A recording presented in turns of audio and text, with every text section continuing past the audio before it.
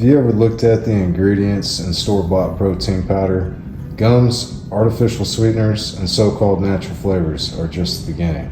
These additives can disrupt digestion, mess with your gut health, and even have long-term effects on your body.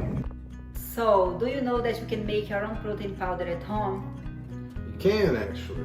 It's really easy. We've been doing it for a while now, and it's a total game changer. It's a lot healthier, more affordable, and better for you than getting it at the store. Right. So I just got out this milk from the freezer. It's from our friend's farm, and let's dive into it. I'll show you the steps.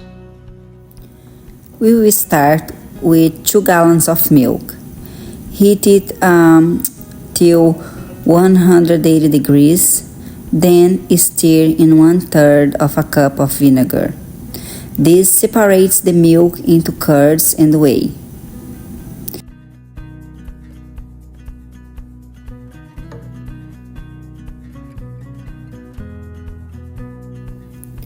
Let's strain the mixture to separate the whey from the curds.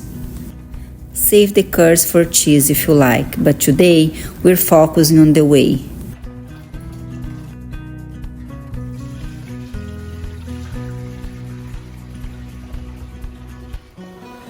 Pour the whey into a pan and let it simmer gently to reduce the liquid.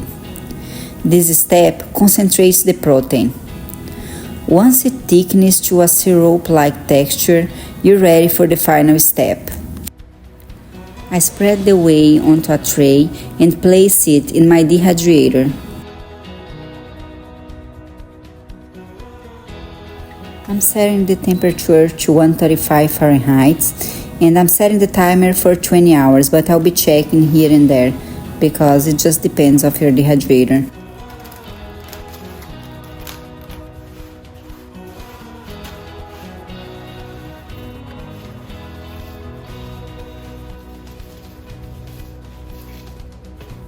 Once the whey is fully dry, I grind it into a fine powder, adding 2 teaspoons of cocoa powder for chocolate flavor.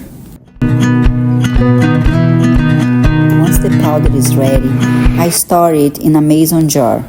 I add an oxygen absorber to keep it fresh and vacuum seal the jar for long-term storage. When stored this way, your protein powder can last up to a year or more. Just keep it in a cool, dark, and dry spot.